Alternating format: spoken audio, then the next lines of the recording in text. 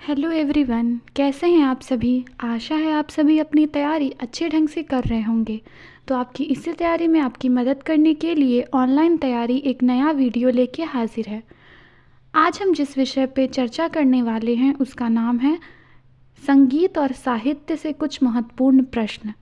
आज हम सामान्य ज्ञान के अंतर्गत संगीत और साहित्य से कुछ महत्वपूर्ण प्रश्न करने वाले हैं। तो बने रहिए हमारे साथ अंत तक। आगे बढ़ते हैं और अपने पहले प्रश्न को देखते हैं। आपका पहला प्रश्न है, उस्ताद असल अली खान के उस्तादों में से एक थे। इसके ऑप्शंस हैं मृदंगम, दूसरा रुद्रवीणा, तीसरा सारंगी, चौथा उपरोक्त में से कोई नहीं। इसका सही उत्तर है ऑप्शन नंबर 2 रुद्रवीणा। उस्ताद असल अली खान रुद्रवीणा के उस्तादों में से एक थे। दूसरा प्रश्न है, दलेर मेहंदी रूप से किस भारतीय भाषा के पॉप गानों के प्रसिद्ध गायक हैं। यानी कि दलेर मेहंदी किस भारतीय भाषा के गाने गाते हैं। आपके ऑप्शंस हैं पंजाबी, दूसरा हिंदी, तीसरा बंगाली, चौथा अंग्रेज़ी। इसका सही उत्तर है ऑप्शन नंबर 1 पंजाबी। दिलेर मेहंदी पंजाबी भाषा के गाने गाते थे। तीसरा प्रश्न, भटियाली लोक संगीत जो ज़्यादातर मछुआरों द्वारा गाया जाता है निम्नलिखित में से किस राज्य से संबंधित है। ऑप्शंस हैं केरल, आंध्र प्रदेश, पश्चिम बंगाल, उड़ीसा। इसका सही उत्तर है ऑप्शन नंबर 3 पश्चिम बंगाल। भटियाली लोक संगीत जो ज़्यादातर मछुआरों द्वारा गाया जाता है पश्चिम बंगाल राज्य से संबंधित है। चौथा प्रश्न, निम्नलिखित प्रख्यात संगीतकारों में से किसका जन्म बिहार में हुआ था। यानी कि नीचे दिए गए संगीतकारों में से किसकी जन्मभूमि बिहार है। ऑप्शंस हैं उस्ताद बिस्मिल्लाह खान, दूसरा पंडित रविशंकर, तीसरा पंडित शिव कुमार शर्मा, चौथा उपयुक्त में से एक से अधिक। इसके लिए सही ऑप्शन है ऑप्शन नंबर 1 उस्ताद बिस्मिल्लाह खान। उस्ताद बिस्मिल्लाह खान संगीतकार का जन्म बिहार में हुआ था। आगे बढ़ते हैं और अपने अगले प्रश्न की ओर चलते हैं। हमारा पांचवा प्रश्न है, अब्दुल करीम खान हिंदुस्तान संगीत के किस घराने के प्रतिपादक थे। यानी कि अब्दुल करीम खान हिंदुस्तान में किस संगीत के किस घराने से थे। इसके लिए आपके ऑप्शंस हैं जयपुर घराना, ग्वालियर घराना, दिल्ली घराना, किराना घराना। इसके लिए आपका सही ऑप्शन है ऑप्शन नंबर 4 किराना घराना। अब्दुल करीम खान किराना घराना के प्रतिपादक थे। छठा प्रश्न, खुआंग किस राज्य का पारंपरिक वाद्य यंत्र है। इसके लिए आपके ऑप्शंस है असम, मिजोरम, झारखंड, पश्चिम बंगाल। इसका सही उत्तर है ऑप्शन नंबर 2 मिजोरम। खुआंग मिजोरम का पारंपरिक वाद्य यंत्र है।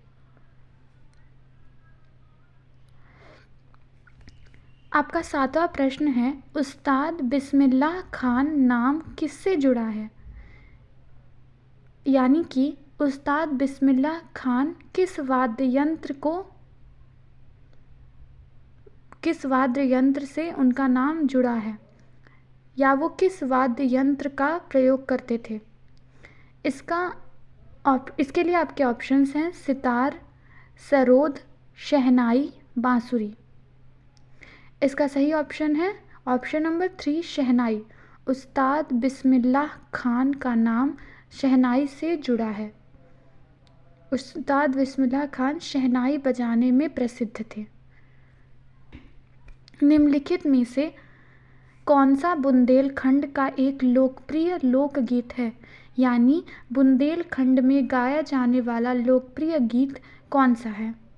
इसके लिए आपके ऑप्शंस हैं विरह, आल्हा, रसियाल, गुड़िया। इसका सही उत्तर है ऑप्शन नंबर 2 आल्हा। बुंदेलखंड का लोकप्रिय लोकगीत आल्हा है। 9वां प्रश्न, निम्नलिखित में से संगीतकार और वाद्य मंत्र का कौन सा युग्म गलत है? यानी कि नीचे दिए गए संगीतकार के नाम और उनके द्वारा प्रयोग किए जाने वाले वाद्य मंत्र का नाम दिया हुआ है। आपको यह बताना है कि नीचे दिए गए नामों और वाद्य यंत्र के नामों में से कौन सी जोड़ी गलत है। ऑप्शंस हैं के वैद्यनाथ सितार, पंडित राम नारायण सारंगी, उस्ताद विलायत खान सितार, बिस्मिल्लाह खान शहनाई। इसका सही उत्तर है ऑप्शन नंबर 1 के वैद्यनाथ सितार। के वैद्यनाथ सितार की जोड़ी गलत है। 10वां प्रश्न, उत्तर प्रदेश में वर्षा ऋतु में निम्नलिखित में से कौन सा गीत गाया जाता है? यानी कि उत्तर प्रदेश में जब वर्षा ऋतु होती है और जब वर्षा होती है तो नीचे दिए गए में से कौन सा गीत गाया जाता है? आपके ऑप्शंस हैं विरहा, रसिया, चैती, कजरी। इसका सही उत्तर है ऑप्शन नंबर 4 कजरी। उत्तर प्रदेश में वर्षा ऋतु में कजरी गीत गाया जाता है।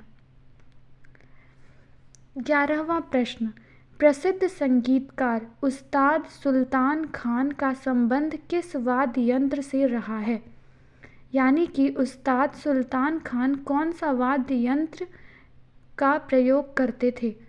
इसके ऑप्शंस हैं ड्रम, सारंगी, तबला, बांसुरी। इसका सही उत्तर है ऑप्शन नंबर 2 सारंगी। क्वेश्चन नंबर 12,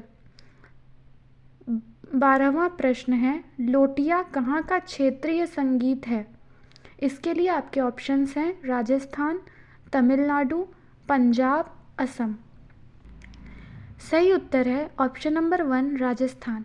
लोटिया राजस्थान का क्षेत्रीय संगीत है। राजस्थान में लोटिया गाया जाता है।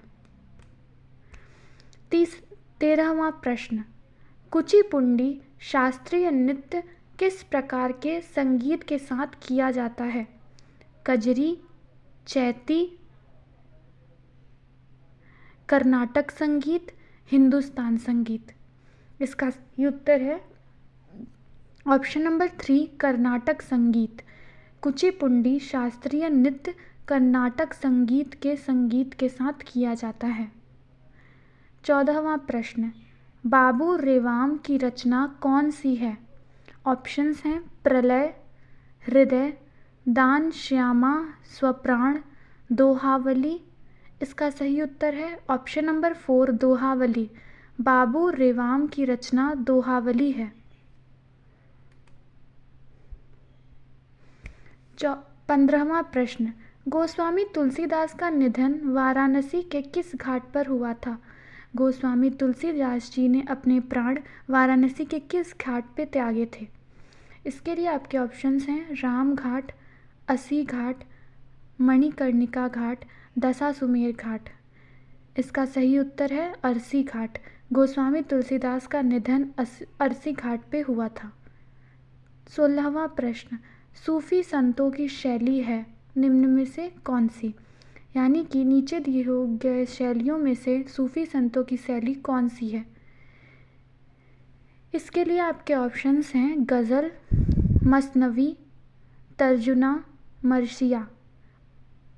इस क्वेश्चन का सही उत्तर है ऑप्शन नंबर 2 मसनवी। सूफी संतों की शैली मसनवी है। 17वां प्रश्न, महावीर प्रसाद द्विवेदी ने आदिकाल को क्या संज्ञा दी है?